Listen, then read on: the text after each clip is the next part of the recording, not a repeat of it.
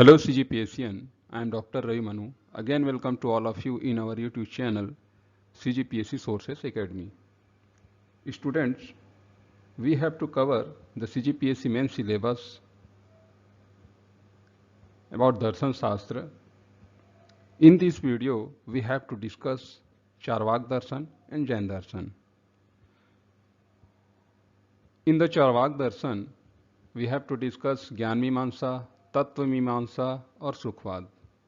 And Jain दर्शन जीव का स्वरूप, अनेकांतवाद, स्यादवाद एवं पंच महाव्रत. So all of you guys update all this information from your notes and prepare well for the mains.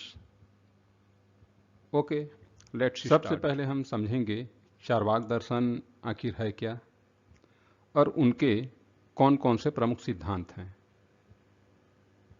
CGPSC मुख्य परीक्षा में मुख्यतः ज्ञान मीमांसा, तत्व मीमांसा और सुखवाद की अवधारणा को सम्मिलित किया गया है. ओके, सबसे पहले समझते हैं चारवाक दर्शन के बारे में. चारवाक शब्द चर्व धातु से उत्पन्न हुआ है, जिसका अर्थ है खाना पीना तथा चरुवाक अर्थात मीठा वचन बोलना. इसी कारण इस दर्शन का नाम चारवाक पड़ा और इस दर्शन का प्रतिपादन चारवाक द्वारा किया गया है. इस दर्शन की एक मुख्य विशेषता है जिसे लोक सेवा आयोग के प्रीलिम्स में पूछा भी गया था कि यह दर्शन सिर्फ और सिर्फ प्रत्यक्ष प्रमाण को मानता है, जिसे ज्ञान मीमांसा कहा जाता है. इस दर्शन की अन्य मान्यताओं के अंतर्गत तत्व मीमांसा अर्थात भौतिकवाद, जड़वाद, सुखवाद, अनीश्वरवाद और बहुतत्ववाद है. तो सबसे पहले हम ज्ञान मीमांसा सिद्धांत की चर्चा करेंगे. आप सभी इसे अपडेट करते चलें क्योंकि यह मेंस के दृष्टिकोण से बहुत ही महत्वपूर्ण है. ठीक है, समझते हैं ज्ञान मीमांसा के बारे में.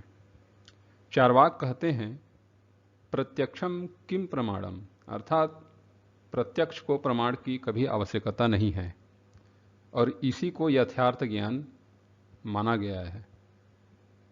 यहाँ पर प्रत्यक्ष प्रमाण के दो स्वरूपों का वर्णन किया गया है. पहला बाह्य प्रत्यक्ष, जिसे पंच इंद्रियों द्वारा प्राप्त किया जाता है. इन पंच इंद्रियों के अंतर्गत आँख, कान, नाक, त्वचा और जिह्वा आते हैं. जबकि दूसरा है मानस प्रत्यक्ष, जिसे मनस द्वारा ज्ञान प्राप्त किया जाता है. चारवाक के मतानुसार जब पंच इंद्रियों का वस्तुओं के साथ सहयोग होता है तभी प्रत्यक्ष ज्ञान की प्राप्ति होती है और इसी को उन्होंने ज्ञान मीमांसा कहा है. यह प्रत्यक्ष ज्ञान इसलिए है क्योंकि इसमें विश्वसनीयता, प्रामाणिकता और असंदिग्धता होती है और साथ ही किसी अन्य प्रमाण की इसमें कोई आवश्यकता नहीं होती. तो यह रहा ज्ञान मीमांसा का परिभाषा. इसे जब भी मेंस में पूछे लिख कर आएँ, आपको अच्छे मार्क्स मिलेंगे. अब चर्चा करेंगे ज्ञान मीमांसा सिद्धांत में अनुमान शब्द उपमान प्रमाण का खंडन क्यों किया गया है. अनुमान प्रमाण का खंडन करते हुए चारवाक कहते हैं कि अनुमान हमेशा संदेह से युक्त होता है और उसमें व्याप्ति होती है और इससे प्रत्यक्ष ज्ञान नहीं मिल सकता. फॉर एग्जाम्पल, कहीं पर यदि धुआं है तो जरूरी नहीं कि वहां पर आग ही जला हो. दूसरा है शब्द प्रमाण का खंडन.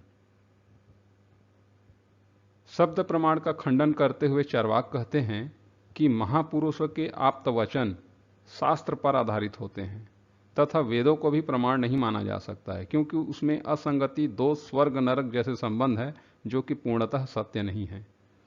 तीसरा है उपमान का खंडन. यह आधार सादृश्य ज्ञान है जो प्रत्यक्ष से सर्वथा भिन्न है. चारवाक दर्शन की इस ज्ञान मीमांसा सिद्धांत की आलोचना भी की है.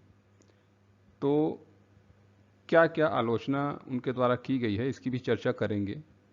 सबसे पहला है अनुमान कोई भौतिक वस्तु नहीं जिसका प्रत्यक्ष किया जा सके। बिना अनुमान को माने किसी वाद विवाद प्रक्रिया में भाग नहीं ले सकते। तीसरा है बौद्ध दर्शन के अकॉर्डिंग, यदि अनुमान को प्रमाण न माना जाए तो फिर प्रत्यक्ष का वर्णन संभव ही नहीं है। न्याय दर्शन के अनुसार इसकी भी आलोचना की गई है। उनके अनुसार विश्व में अनेक पदार्थ हैं जिसका प्रत्यक्ष नहीं हो सकता, किंतु जिसकी सत्ता मानना अनिवार्य है, जैसे आंख। इसके लिए अनुमान को प्रमाण मानना आवश्यक है। चार्वाक दर्शन का दूसरा महत्वपूर्ण सिद्धांत है तत्वमीमांसा, जिसे जड़वाद भी कहा जाता है। चार्वाक दर्शन केवल प्रत्यक्ष प्रमाण को मानने के कारण भौतिकवादी तत्वमीमांसा को स्वीकार करता है। इसके अनुसार प्रत्यक्ष प्रमाण के माध्यम से ही भौतिक विश्व को जाना जा सकता है, अतः प्रत्यक्ष ज्ञान केवल जड़त्व का ही हो सकता है। और इसके प्रमाण स्वरूप उन्होंने कुछ तर्क दिए, तो इसकी भी चर्चा करेंगे। सबसे पहला तर्क है, चार्वाक सिर्फ जगत से जुड़े विचारों को ही मानते हैं, लेकिन आकाश, ईश्वर और आत्मा को नहीं मानते, क्योंकि जगत की उत्पत्ति 4 मूल तत्व पृथ्वी, जल, अग्नि और वायु से हुई है। और इसे मानते हुए चार्वाक कहते हैं, क्योंकि मैं दुनिया को देखता हूं इसलिए उसे मानता हूं। यह पहला तर्क था। दूसरा तर्क है, आकाश की सत्ता को स्वीकार नहीं कर सकते, क्योंकि यह प्रत्यक्ष रूप से न होकर अनुमान से होता है। तीसरा है, आत्मा के अस्तित्व को नहीं नकारते, बल्कि आत्मा के उस स्वरूप को नकारते हैं जो वैदिक दर्शन में बताई गई है। वे कहते हैं कि शरीर के अंदर जो चेतना है वही आत्मा है, और शरीर के नष्ट होने पर चेतना भी नष्ट हो जाती है, और इस कारणवश आत्मा भी नष्ट हो जाती है। चौथा है, अलौकिक सत्ता को नकारते हुए चार्वाक ईश्वर को भी सृष्टि का निर्माण करता नहीं मानते। यदि ईश्वर दयालु और सत्य वचन वाला है तो व्यक्तियों को कृतार्थ क्यों नहीं करता? इसलिए मानव की समग्र इंद्रियां ईश्वर को जानने में असमर्थ है। यह केवल अनुमान पर आधारित है। तो यह था तत्वमीमांसा, जड़वाद का सिद्धांत। इसे अपडेट करें। अगला महत्वपूर्ण सिद्धांत है सुखवाद, जिसे नीति शास्त्र भी कहा जाता है। चार्वाक की नीति मीमांसा सुखवादी है, क्योंकि इसमें नैतिक विचार छिपे हैं। इन्होंने चारों पुरुषार्थ धर्म, अर्थ, काम और मोक्ष में केवल काम और अर्थ को ही स्वीकार किया है। इनके अनुसार काम शारीरिक जीवन का चरम सुख है और अर्थ इसकी प्राप्ति का एक साधन। चार्वाक सुख की प्रत्यक्ष अनुश्रुति को ही मानते हैं तथा सुख को इंद्रियों व इहलोक में खोजते हैं। इनके अनुसार भविष्य के सुखों के लिए वर्तमान सुखों का त्याग करना बहुत ही बेवकूफ़ी है, और दुखों से घबराकर सुखों को छोड़ देना भी एक मूर्खता है। जैसे मछली के कांटे से घबराकर मछली खाने के शौक को नहीं छोड़ना चाहिए।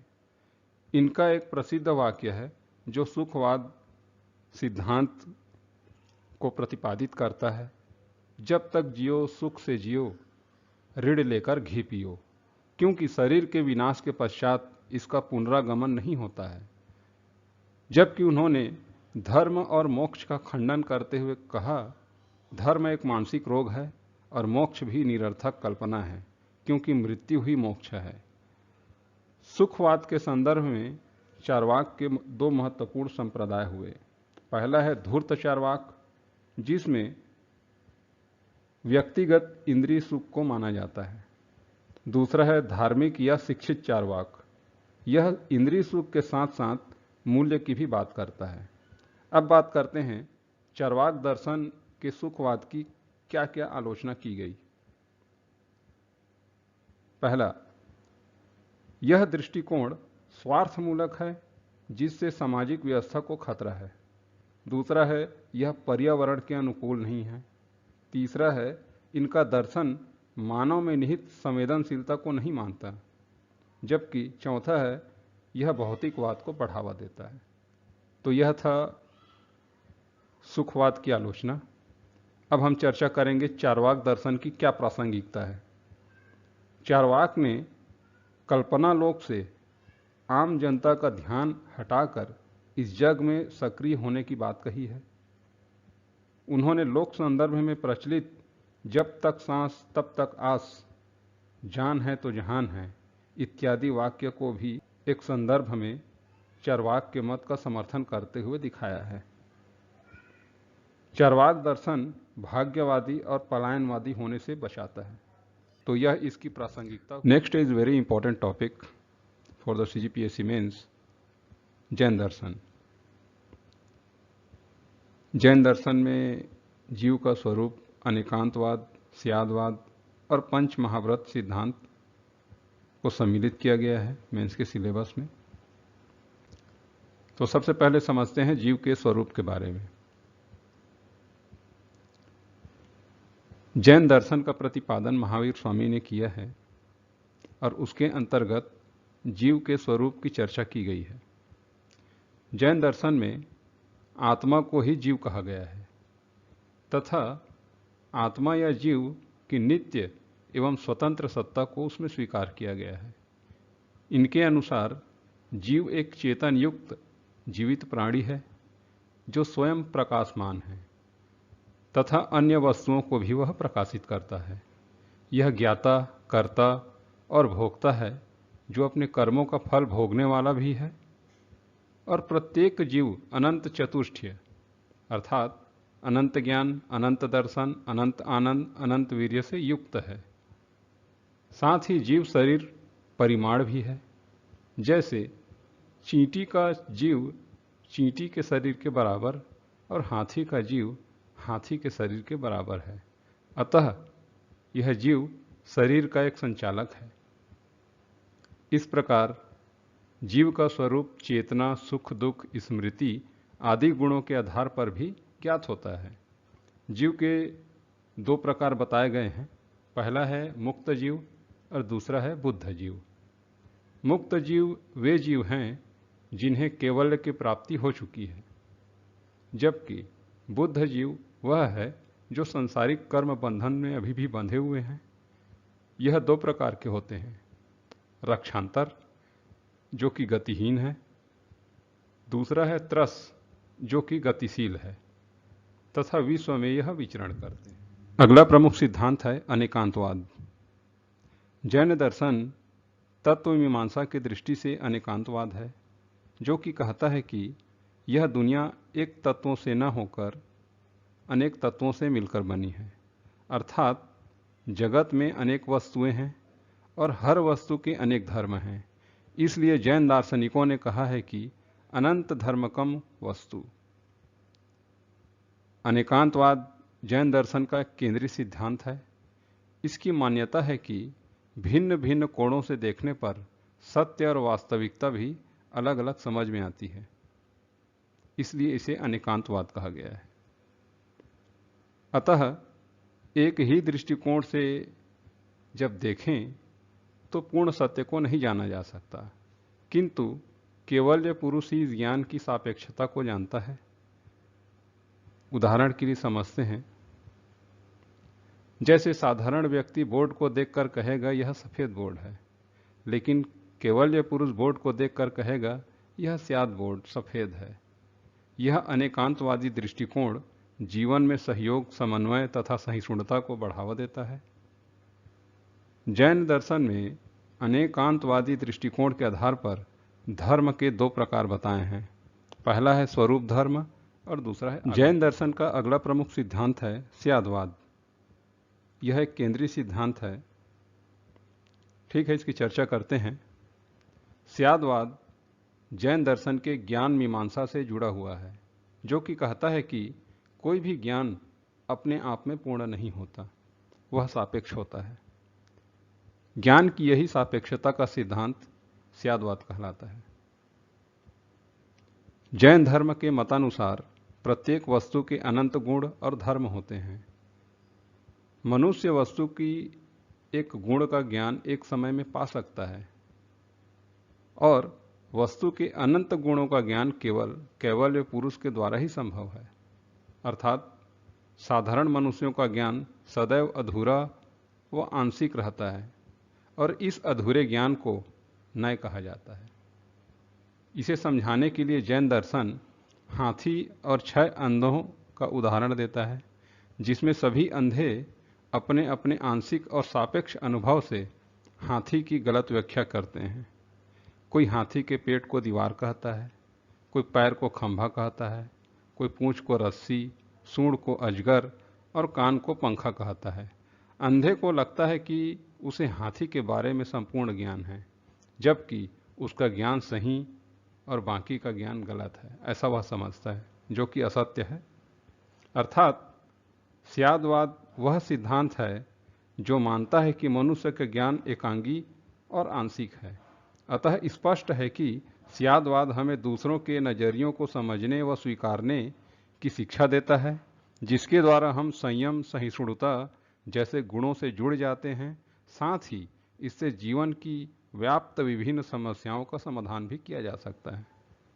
अब हम समझते हैं सप्तभंगनी नय क्या है। स्यादवाद की अभिव्यक्ति सप्तभंगनी नय के रूप में होती है, जिसे स्याद शब्द को जोड़कर 7 प्रकार के निर्णय लिए जा सकते हैं और इसी को सप्तभंगनी नय कहते हैं। पहला स्याद है, दूसरा स्याद नहीं है, स्याद है नहीं है, चौथा स्याद अव्यक्त है, पांचवा स्याद है और अव्यक्त है, छठवा स्याद नहीं है और अव्यक्त भी है, सातवां स्याद है और नहीं है तथा अव्यक्त भी है। ये सातों सप्तभंगनी नय। अब हम चर्चा करेंगे पंच महाव्रत सिद्धांत के बारे में। पंच महाव्रत जैन दर्शन का एक केंद्रीय सिद्धांत है।